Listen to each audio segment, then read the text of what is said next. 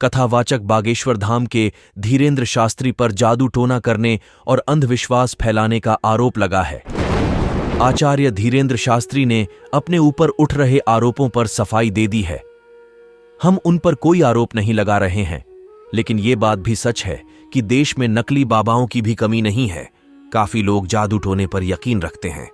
कई जगहों पर औरतों को डायन बताकर उनके साथ अत्याचार किया जाता है। आज जरूरत की खबर में बात करेंगे कि नकली बाबाओं के खिलाफ कहां शिकायत की जा सकती है। क्या हमारे देश में जादू टोने के खिलाफ कोई कानून है? अगर किसी महिला को डायन बताकर उसके साथ अत्याचार किया जा रहा है, तब वो किसकी मदद ले सकती हैं? आज के हमारे एक्सपर्ट हैं। सबसे पहले जान लीजिए विश्वास और अंधविश्वास में फर्क। विश्वास वो फीलिंग है जो किसी इंसान या सिद्धांत को परखने के बाद उस पर किया जाता है। यह एक विचार है जिसे हम सही मानते हैं। इसके पीछे लॉजिक होता है।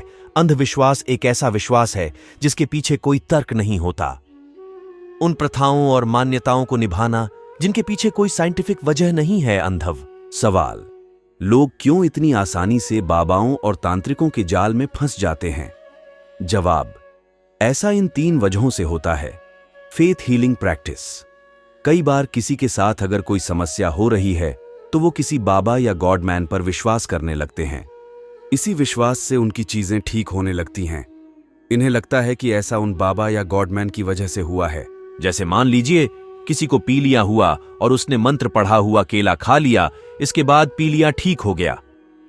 ऐसा करने वाले को लगेगा कि वह केले की वजह से ठीक हुआ है, बल्कि नॉर्मल पीलिया एक ऐसी बीमारी है जो 15 दिन में खुद ही ठीक हो जाती है। इससे लोगों का विश्वास बढ़ जाता है और वो दूसरे लोगों को अपने साथ जोड़ने लगते हैं और इस तरह एक चेन बन जाती। Education level. पढ़े लिखे न होने की वजह से लोग कई चीजें नहीं जानते और ऐसे बाबाओं के जाल में आसानी से फंस जाते हैं। भेड़चाल। अगर किसी बाबा या गॉडमैन के भक्त आसपास होते हैं तो दूसरे लोगों को लगने लगता है कि बाबा वाकई में चमत्कारी हैं।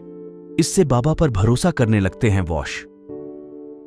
कई बाबा, तांत्रिक या गॉडमैन की कही बातें बहुत प्रभावी लगती हैं। यह जानते हुए भी कि उसके पीछे कोई लॉजिक नहीं है, हम उस पर भरोसा करने लगते हैं। Mental health. मेंटल हेल्थ का भी काफी असर पड़ता है। कई लोग साइकोसोमैटिक इलनेस से जूझ रहे होते हैं। इसमें मेंटल हेल्थ प्रॉब्लम की वजह से पेट दर्द जैसी समस्या हो सकती है। इसे आप किसी पेट के डॉक्टर को दिखाएंगे तो ठीक नहीं होंगे। ऐसे में पेशेंट परेशान हो जाता है। फिर बाबा या गॉडमैन के पास जाने पर मानसिक शांति मिलती है और पेट दर्द ठीक हो जाता है। इस तरह उसका विश्वास डेवलप होता है। पेशेंट को लगता है कि बाबा की वजह से ठीक हुआ है। बाबा के जाल में फंसने से हो सकती हैं ये समस्याएं। डिनायल। शुरुआत में एक लंबे समय तक लोग मान ही नहीं पाते कि जिन बाबा को वो मानते हैं वो उनके साथ गलत कर रहे हैं। गुस्सा। बहुत देर और नुकसान होने पर लोगों को समझ आता है कि उनके साथ धोखा हुआ है। इसके बाद उन्हें गुस्सा आता है। ये गुस्सा वो बाबा पर या अपने परिवार पर निकालते हैं। कई बार खुद पर भी गुस्सा निकालते हैं। डिप्रेशन। बाबा के हाथों धोखा खाने के बाद लोग डिप्रेशन में भी जा सकते हैं। कई लोग आत्महत्या भी कर लेते हैं। सवाल, आखिर कैसे हम खुद को और अपने आसपास वाले लोगों को अंधविश्वास में पड़ने से बचा सकते हैं? जवाब, इन 3 चीजों के जरिए अंधविश्वास के जाल में फंसने से बचा जा सकता है। जागरूकता।